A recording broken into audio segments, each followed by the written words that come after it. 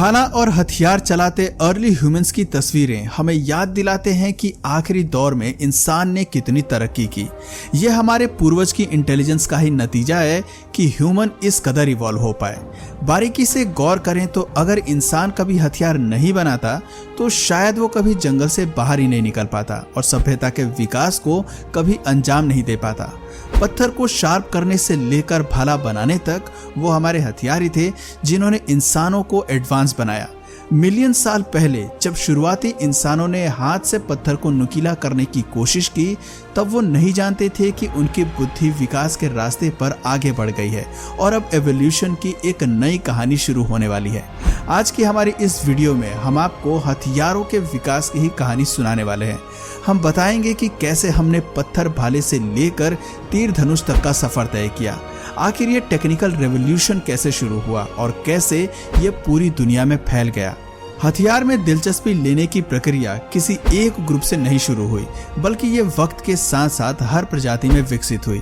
जाहिर सी बात है कि ऐसा तो नहीं हुआ होगा कि किसी प्रजाति ने सपने में हथियारों को देखा और सुबह उठकर उसे बनाने के काम में लग गया। ऐसा सिर्फ किस्से कहानियों में हो सकता है, लेकिन असल में इस टेक्निकल रेवोल्यूशन की शुरुआत हर प्रजाति में हुई। प्राइमेट ह्यूमन से लेकर निएंडरथाल्स और मॉडर्न होमो सेपियंस ने भी इस पर काम किया। ऐसा भी हो सकता है कि हर प्रजाति में कुछ ग्रुप ने मिलकर आविष्कार किया और उसे सभी प्रजातियों के साथ शेयर किया। जो भी हुआ हो, लेकिन इनकी शुरुआत आज से 5 लाख साल पहले शुरू हुई जब साउथ अफ्रीका के द्वीप पर शुरुआती होमो सेपियंस ने पत्थर को नुकीला करके उसे एक लकड़ी से बांधकर भाले का रूप दे दिया। इससे पहले मौजूद अर्ली ह्यूमंस पत्थर को शार्प करके इस्तेमाल करना सीख चुके थे। वो अपनी रक्षा से लेकर जानवरों को मारने के लिए इसी तरकीब को अपना रहे थे जो ज्यादा असरदार नहीं थी, लेकिन अब जरूरत थी तो अपनी तकनीक को और विकसित बनाने की। ऐसे में होमो सेपियंस के दिमाग से जो सबसे पहला आविष्कार आया था वो था भाला। भाले को बनाया तो होमो सेपियंस ने था, लेकिन ये आविष्कार जल्द ही पूरे अफ्रीका में फैलने वाला था और पूरी होमो सेपियंस प्रजाति द्वारा इस्तेमाल किया जाने वाला था। साक्ष्य बताते हैं कि ईस्ट अफ्रीका और मिड ईस्ट अफ्रीका में रहने वाले इंसानी प्रजाति भाले का इस्तेमाल कर रही थी। वहीं यूरोप में निएंडरथाल्स भी भाले का इस्तेमाल सीख गए थे। हालांकि ये आविष्कार होमो सेपियंस ने किया था, लेकिन जैसे जैसे इन दोनों प्रजाति में संपर्क हुआ ये तकनीक भी होमो सेपियंस से निएंडरथाल्स के पास पहुंच गई। अफ्रीका और यूरोप में अब विकसित होने वाले लोग आराम से शिकार कर पा रहे थे। शिकारियों से अपनी जान बचाने के अलावा वो अपने लिए भोजन ढूंढने के लिए भी भाले का यूज कर रहे थे।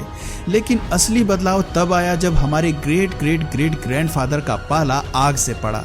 जलती हुई ये चीज उनके लिए नई थी जो अपने आसपास मौजूद हर चीज को जलाकर राख कर सकती थी। तो अब अनअकैडमी के बारे में तो आप जानते ही होंगे। इंडिया का लार्जेस्ट लर्निंग प्लेटफॉर्म है और यहाँ 6th से IIT तक के कोर्सेस अवेलेबल हैं। लेकिन अब वो बताता हूँ जो आप नहीं जानते होंगे। तो आने वाले दिनों में जनवरी 23 एंड 29 एंड फरवरी 6 एंड 13 2022 को Unacademy class 7 to 12 IITG, NEET UG and NEET UG droppers के लिए अनअकैडमी प्रोडिजी टेस्ट करवाने वाले हैं, जिसमें आप ऑल इंडिया लेवल पे कॉम्पीट करके मैकबुक, आईपैड, आईफोन, Amazon जैसी 10 करोड़ एक्साइटिंग प्राइसेस के साथ ग्रेजुएशन या पोस्ट ग्रेजुएशन के लिए 20 लाख तक का कॉलेज ग्रांट जीत सकते हैं। ये टेस्ट 1 आवर का होगा जो कि हिंदी और इंग्लिश दोनों में होगा और टेस्ट के बाद इंडिया के टॉप टीचर्स का बनाया हुआ डिटेल स्कोर कार्ड और वीडियो एनालिसिस भी मिलेगा। एक बात और, अगर आपको लगता है कि इतने कम टाइम में तैयारी कैसे होगी तो टेंशन ना लो, क्योंकि 15 जनवरी से 30 मिनट का प्रैक्टिस कोर्स भी करवाने वाले हैं। तो डिस्क्रिप्शन में दिए प्रोडिजी रजिस्ट्रेशन लिंक पर क्लिक करो और मेरे कोड VICH10 से रजिस्टर करके प्रोडिजी टेस्ट की तैयारी में लग जाओ। 4 लाख साल पहले जले हुए जंगल, जानवर और चारकोल ने गुफा में रहने वाले इन इंसानों को नए आविष्कार के लिए इंस्पायर किया। जब आए दिन जंगलों में आग लगती रही तो हमारे पूर्वजों ने पहले आग को बचाकर रखने की तरकीब अपनाई, लेकिन धीरे धीरे वो पत्थरों को रगड़कर आग जलाना सीख गए थे। हालांकि शुरुआत में आग जलाना उनके लिए मुश्किल काम रहा, लेकिन बुद्धि के विकास की मदद से वो फ्रिक्शन क्रिएट करना सीख गए। आग जलाने के सबसे पहले निशान हमें यूरोप से मिलते होते हैं, जिससे ये बात सामने आती है कि यूरोप में रहने वाले निएंडरटाल्स ही वो प्रजाति थी जिसने सबसे पहले आग की खोज की और इसका इस्तेमाल किया। यूरोप में आइस एज विंटर के चलते निएंडरटाल्स ने खुद को गर्म रखने के लिए आग का इस्तेमाल किया, जबकि अफ्रीका के होमो सेपियंस को मौसमी गर्मी के चलते आग की इतनी जरूरत महसूस नहीं हुई। इससे एक बात साफ होती है कि दोनों ही प्रजाति अपनी जरूरत के हिसाब से आविष्कारों की खोज कर रही थी, लेकिन आग और भाले के बाद अब बारी थी कुल्हाड़ी की। पुराने मिले साक्ष्यों से पता चलता है कि सबसे पहले हैंड एक्सेस को इस्तेमाल में लाया गया। शार्प पत्थर जैसी इस कुल्हाड़ी को हाथ से ही इस्तेमाल किया जाता था, लेकिन 2,70,000 साल पहले सेंट्रल अफ्रीका में इन कुल्हाड़ियों का इस्तेमाल कम होने लगा। धीरे धीरे इंसानी प्रजाति कोर एक्स को इस्तेमाल में लाने लगी। कोर एक्स असल में छोटे हैंड एक्स की तरह दिखती थी। इसमें एक वुडन हैंडल होता था और आगे की ओर पत्थर लगा होता था जिसे शार्प करने की कोशिश की जाती थी। इस कुल्हाड़ी का आविष्कार सबसे पहले अफ्रीका के इंसानों ने ही किया, लेकिन धीरे धीरे ये पूरे अफ्रीका और दूसरे महाद्वीपों पर फैलता चला गया। अरेबियन पेनिनसुला से लेकर ऑस्ट्रेलिया और यूरोप के लोग भी इस्तेमाल करने लगे।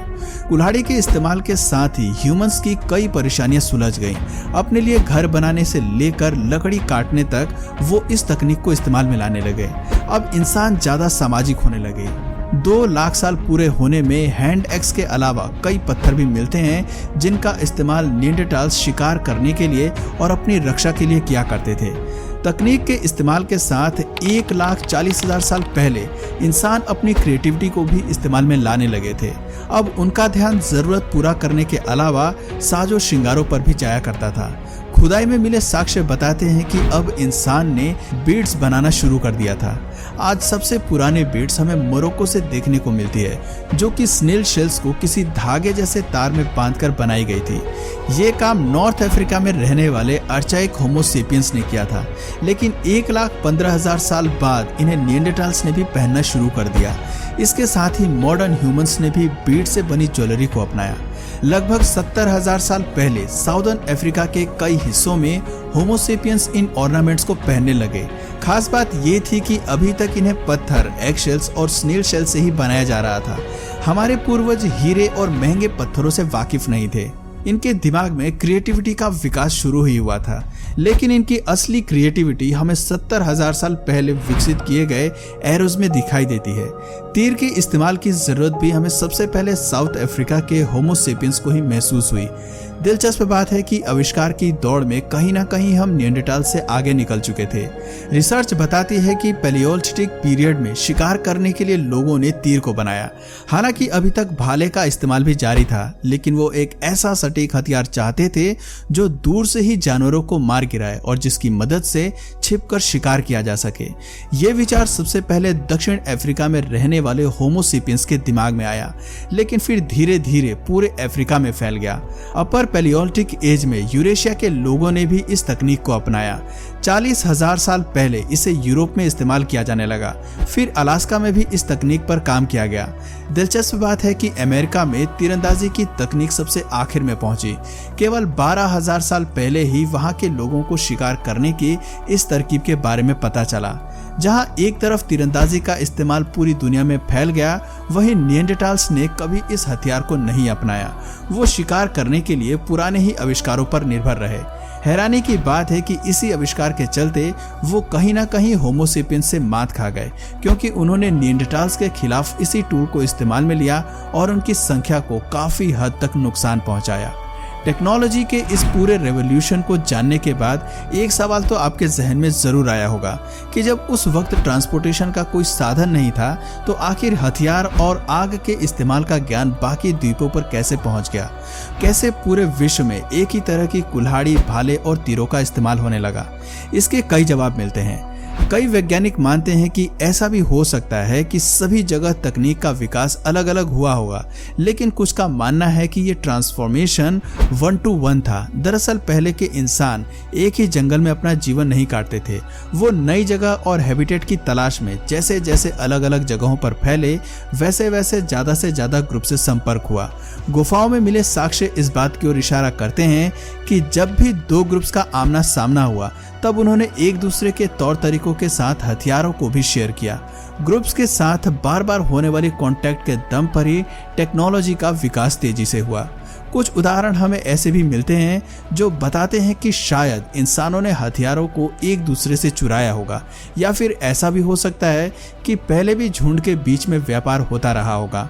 उस समय में लोग जरूर ही बार्टर एक्सचेंज के रूप में हथियारों को एक्सचेंज करते रहे होंगे। शायद इसी तरह से ह्यूमन इन्वेंशन आगे बढ़ा होगा। धीरे धीरे सभ्यता, संस्कृति और खेती का विकास भी इसी तरह हुआ होगा। तभी तो ज्यादातर महाद्वीप पर खेती की तकनीक में सिमिलैरिटीज देखने को मिलती हैं। इससे एक बात तो साफ है कि टेक्निकल रेवोल्यूशन और इसके ट्रांसपोर्टेशन की और भी साइड्स हैं जो अभी पूरी तरह से साफ नहीं है। कई पहलू हैं जिन्हें आज भी खोजा जा रहा है। ऐसा इसलिए भी क्योंकि एवोल्यूशन कोई घटना नहीं थी जो केवल एक ही इलाके में हुई, बल्कि पृथ्वी के हर कोने में ये जारी था और हर प्रजाति अलग अलग तरह से विकसित हो रही थी। फिर भी इन लोगों ने आपस में संबंध स्थापित किया और खुद को आगे बढ़ाने में कामयाब रहे। तो दोस्तों, आज की वीडियो में बस इतना ही। अगर आपको ये एवोल्यूशन सीरीज अच्छी लग रही है तो आप इसके नेक्स्ट पार्ट के लिए कमेंट में ज़रूर लिखें।